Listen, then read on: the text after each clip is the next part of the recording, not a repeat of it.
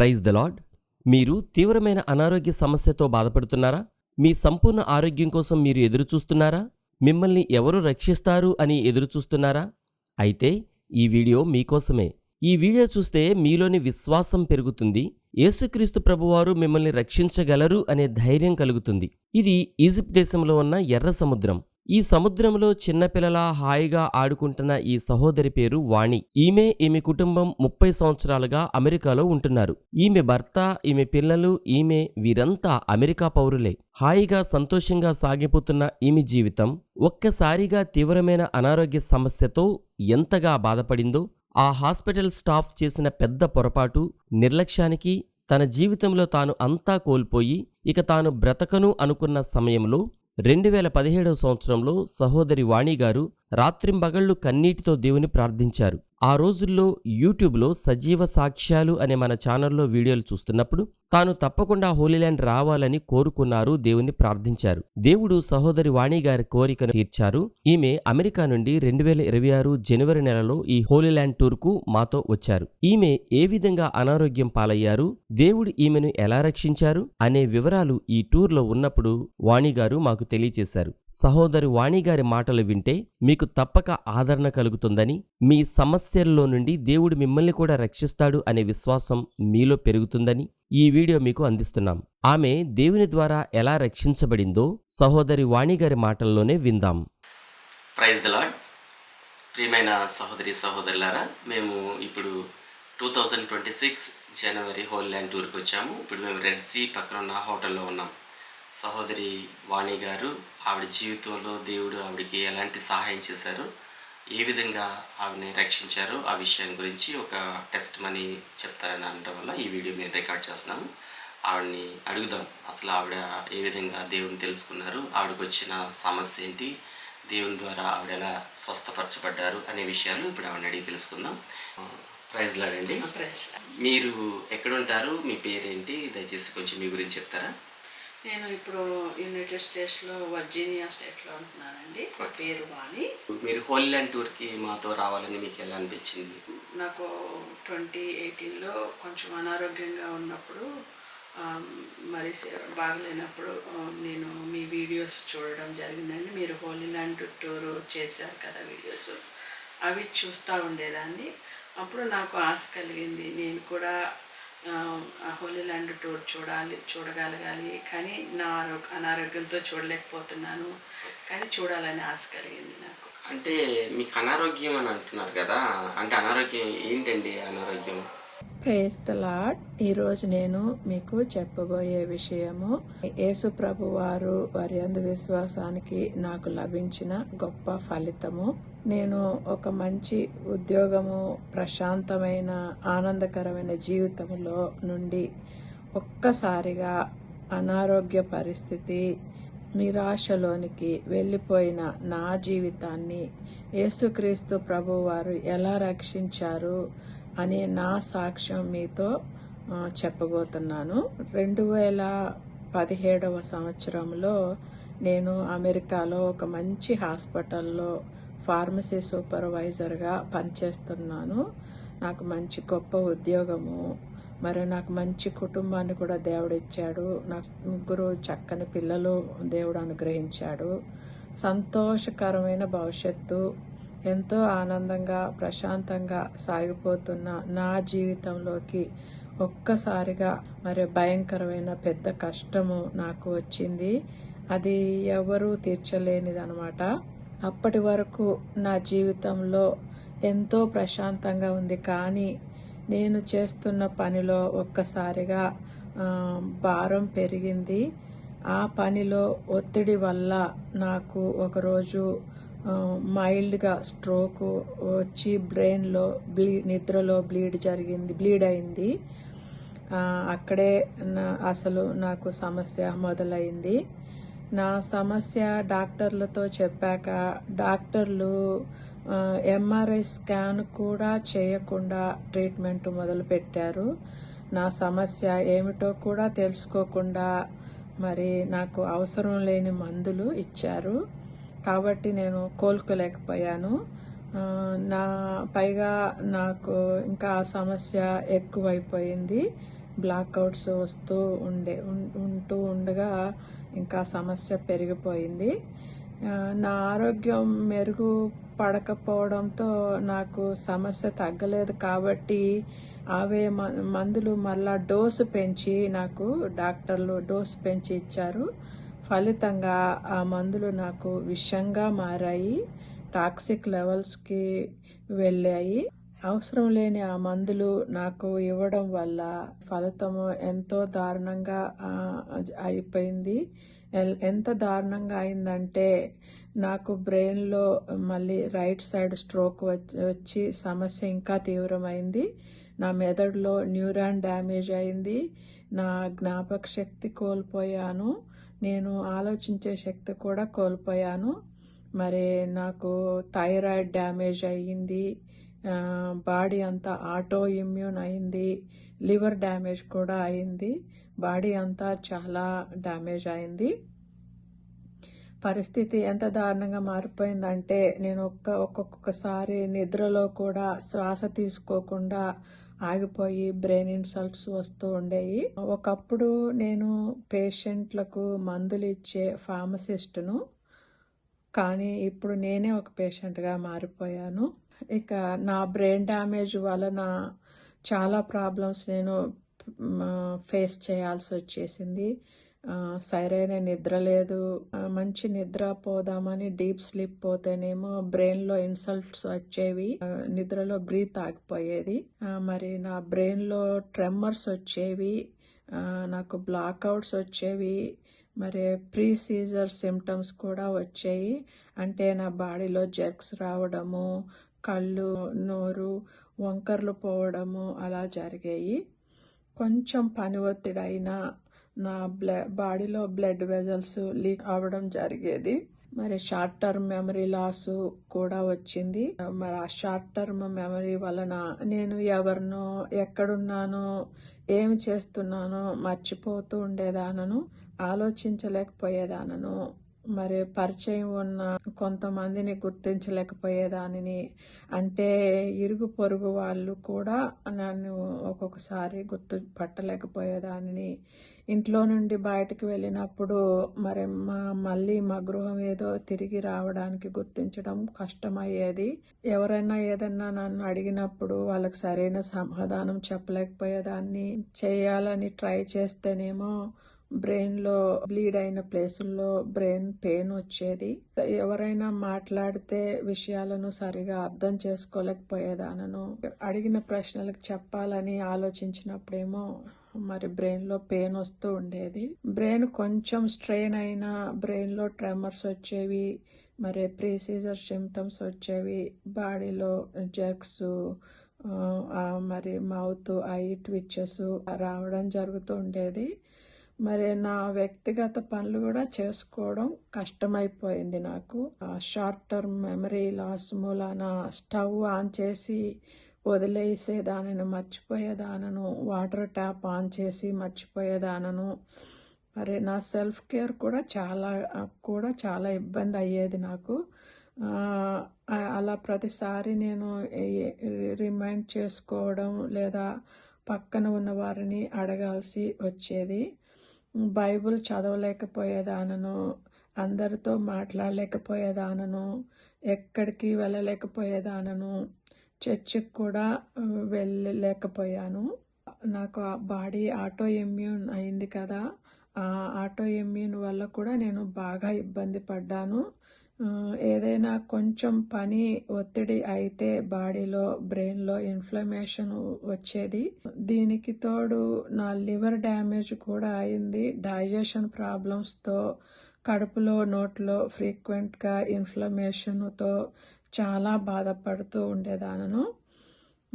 మీకు auto immune అంటే అర్థం కావాలంటే ఏమిటంటే మన శరీరంలో ఈ రక్షణ వ్యవస్థ ఉంటుంది కదా, దాని పని ఏమిటంటే వైరస్, బ్యాక్టీరియా ఇన్ఫెక్షన్లు రాకుండా ఒంటి బయట నుండి వచ్చే శత్రువులను గుర్తించి వాటిని నాశనం చేయడము. ఆటో ఇమ్యూన్ డిసీజ్ లో ఏమవుతుందంటే మన శరీరంలో కాపాడాల్సిన రక్షణ వ్యవస్థ పొరపాటున మంచి హెల్తీ అవయవాలను రక్త కణాలను శత్రువులుగా గుర్తించి నా ఆరోగ్యం పైనే అది దాడి చేస్తుంది. అంటే మన శరీరం మనకే శత్రువుగా మారిపోతుంది. బాగా అర్థమయ్యే విధంగా ఉదాహరణ చెప్తాను. మన ఇంట్లో సెక్యూరిటీ గార్డ్ ఉన్నాడు అనుకోండి, అతని పని దొంగలం పట్టుకోవడం. కానీ మరి అతను కన్ఫ్యూజ్ అయ్యి ఇంట్లో వాళ్ళనే ఇంటి యజమానులనే దొంగలుగా భావించి వాళ్ళపైయే దాడి చేస్తే యజమానులనే తన శత్రువులుగా అనుకుంటే పరిస్థితి ఏముంటుంది? అలా అవుతుంది అనమాట. దాన్ని ఆటో ఇమ్యూన్ డిసీజ్ అంటారు. ఆటో ఇమ్యూన్ డిసీజ్ వల్ల ఏం జరుగుతుందంటే అది ఏ అవయవంపై దాడి చేస్తే అక్కడ సహజ లక్షణాలు మారిపోతాయి. నా నా పరిస్థితిలో అయితే నాకు ఇన్ఫ్లమేషన్ వస్తూ ఉండింది. నా సమస్య అక్కడి డాక్టర్లకు తెలియజేయడానికి ఎంతగానో ప్రయత్నించాను. కానీ డాక్టర్లు నా పరిస్థితిని అర్థం చేసుకోలేదు. ప్రతిరోజు నా శరీరం మాత్రమే కాదు, మెదడు కూడా అలసిపోయేది. ఈ పరిస్థితుల్లో నా గురించి పనిచేస్తున్న హాస్పిటల్కి డాక్టర్లు తప్పు రిపోర్ట్ ఇచ్చారు. నేను కావాలనే డ్యూటీకి రావడం లేదని రిపోర్ట్ చేయడంతో నన్ను ఉద్యోగంలో నుండి కూడా తొలగించారు. ఇప్పుడు నాకు ఆరోగ్యం పోవడంతో పాటు ఉద్యోగం కూడా పోయింది. శారీరకంగా మాత్రమే కాదు, ఆర్థికంగా కూడా బలహీనమైపోయాను. నేను నివసించేది అమెరికాలో కాబట్టి నాకు సహాయం చేయడానికి ఇంట్లో ఎవరు ఉండేవారు కాదు. 3 పిల్లలు స్కూల్కి వెళ్ళాలి, భర్త ఉద్యోగానికి వెళ్ళాలి. కానీ ప్రతిరోజు నాతోనే ఉండే సహాయం చేసే పరిస్థితుల్లో ఎవరు లేరు. మా కుమారుడు 8 సంవత్సరాల వయసే. పిల్లలు చిన్న వయసులోనే ఉన్నారు. నిజానికి ఆ వయసులో ఉన్న పిల్లలకి నేనే వంట చేసి పెట్టాలి. ప్రతి విషయంలో సహాయం చేయాలి. కానీ నాకే వారు సహాయం చేసే పరిస్థితిలో నేను ఉన్నానన్నమాట. నా పిల్లలు, నా భర్త వంటింటి పనులు చేసుకుంటూ ఎవరి పనులు వాళ్ళు చేసుకుంటుంటే స్ట్రగుల్ అవుతుంటే నేను మనసులో ఎంతో బాధపడుతూ ఏడుస్తూ ఉండేదానను. ఇలాంటి పరిస్థితుల్లో నాకు ప్రార్థన ఒకటే మార్గం అయింది. రాత్రింబవళ్ళు ప్రార్థన చేసుకుంటూ ఆన్లైన్లో మెసేజ్లు, ప్రసంగాలు వింటూ జోసెఫ్ ప్రిన్స్ గారి మెసేజ్లు టీవీలో ఆన్లైన్లో వింటూ ఉండేదాన్ని. నాకు సహాయం చేయమని దేవుణ్ణి ప్రార్థన చేస్తూ ఉండేదానను. నా న్యాచురల్ ఎబిలిటీని నేను కోల్పోయాను. నిజానికి ఆ సమయంలో నాకు ఫిజియోథెరపీ చాలా అవసరము. కానీ డాక్టర్లు నాకు ఫిజియోథెరపీ చేయకపోవడం వల్ల నాకు స్పైన్లో 5 రీజియన్స్లో డ్యామేజ్ జరిగింది. ఈ పరిస్థితుల్లో నేనుగా ఫస్ట్ 3-4 ఇయర్స్ ఫిజియోథెరపీ, రోజుకు 2 గంటల వరకు ఫిజియోథెరపీ చేసుకునేదానను. నా బ్రెయిన్ను మళ్ళీ రీట్రైన్ చేసుకుంటూ ఉండేదానను. చాలా ఇబ్బంది పడ్డాను. మరియు అమెరికాలో మేము నివసించే ఇంటి దగ్గరలో చర్చి పాస్టరు మరియు ఆ సంఘ సభ్యులు కూడా నాకు చాలా సహాయం చేశారు. కనీసం నేను బైబుల్ కూడా చదవలేని పరిస్థితి నాది. కానీ అందరూ ఆ విధంగా సహాయం చేశారు. నా ఆరోగ్య సమస్య ద్వారా నేను పడుతున్న ఇబ్బందులు, నా సమస్య ఏంటో చర్చి సంఘాల సభ్యులు వాళ్ళందరూ సహాయం ద్వారా డాక్టర్లకు తెలియజేసినప్పుడు వారు తామే తప్పు చేశామని డాక్టర్లు తెలుసుకొని, అయినప్పటికీ వారు ఎటువంటి సహాయము అప్పుడు చేయలేదు. ఎందుకంటే ఇప్పుడు తాము తప్పు చేశామని వాళ్లకు తెలుసు, వాళ్ళ పరువు పోతుందని అసలు సమస్య ఎవరికి తెలియకుండా నా రిపోర్ట్లన్నీ మార్చివేశారు.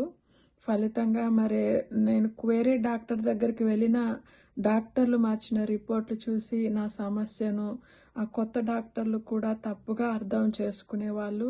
కాబట్టి నాకు సరైన ట్రీట్మెంటు ఇచ్చేవాళ్ళు కాదు. నా సమస్య ఏమిటో డాక్టర్లకు చెప్పలేని పరిస్థితి.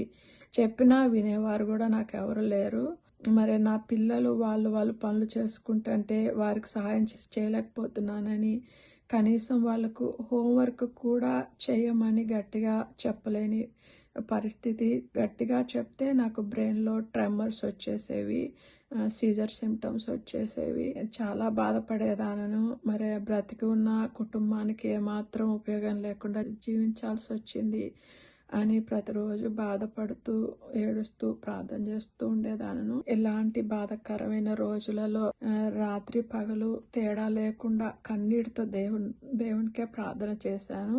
అలాంటి రోజులలో మరి యూట్యూబ్‌లో ఈ సజీవ సాక్ష్యాలు బెన్‌హర్ బాబు గారి వీడియోలు కూడా నేను చూసి ఆదరణ పొందేదాన్ని. ఆన్‌లైన్‌లో ద్వారా దేవుడి ప్రసంగాలు వింటూ ఉండగా మరి వారి ఆదరణ వాక్యాలు ఆదరణ కలిగించాయి. వారు చెప్పినది ఏమిటంటే, నా సమస్య త్వరలోనే తీరిపోతుంది.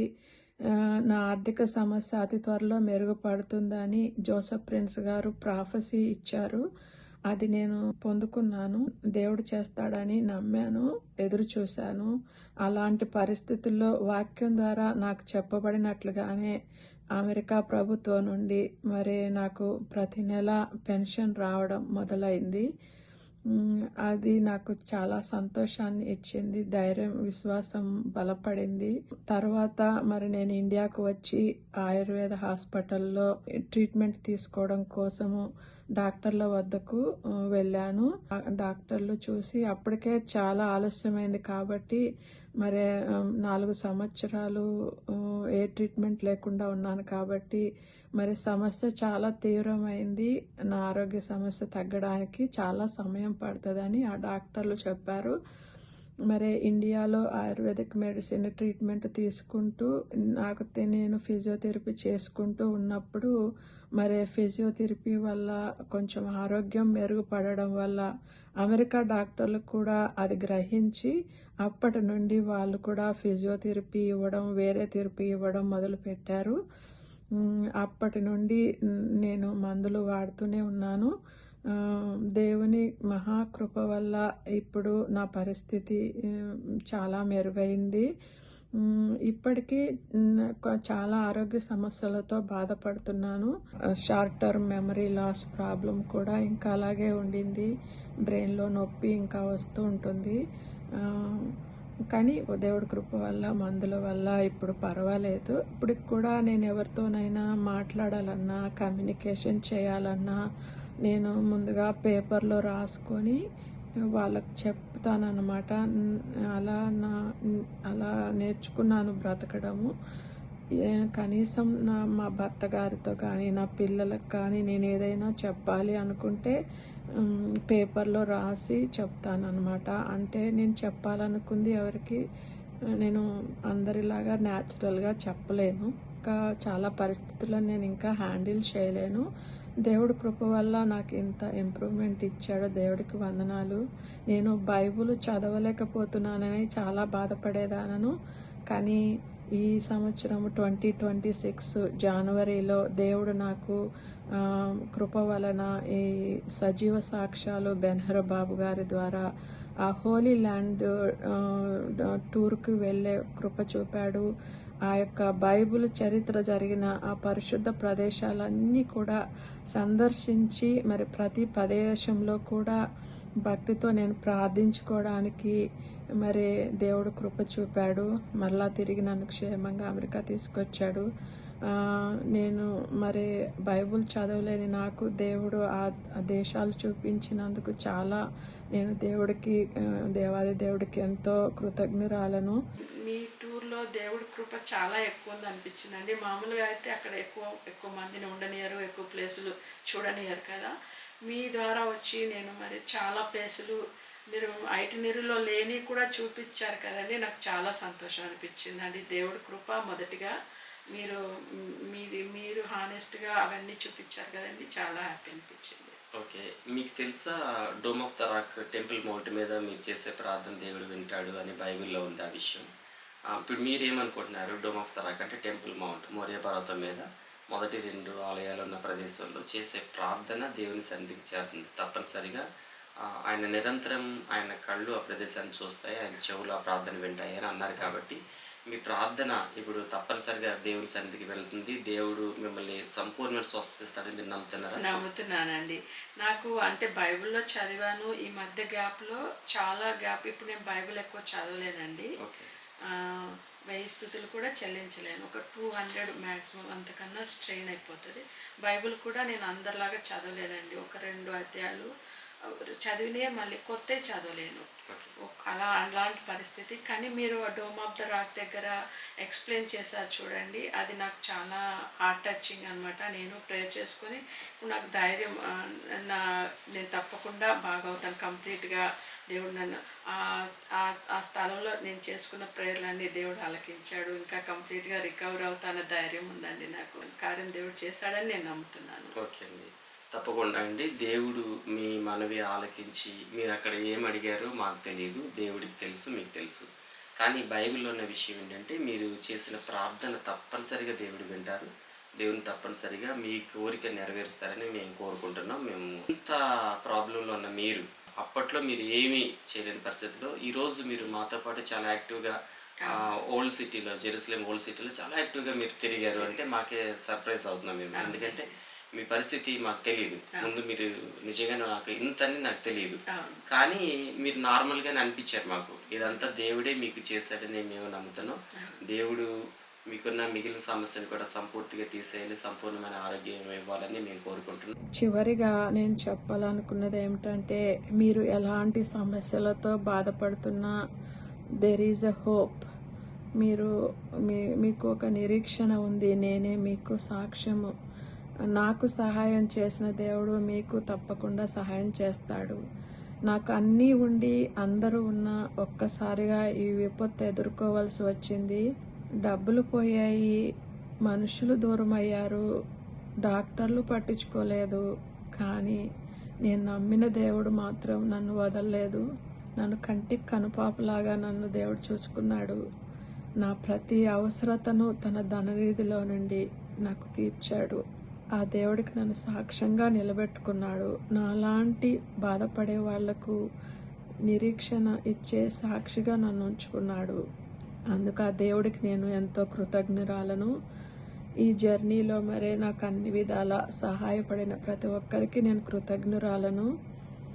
మరే నా సాక్ష్యం విన్నవారు వారి కుటుంబాలలో ఎలాంటి సమస్యల్లో ఉన్నా నాకు సహాయం చేసిన దేవుడు మీకు సహాయం చేయాలని ప్రార్థిస్తున్నాను.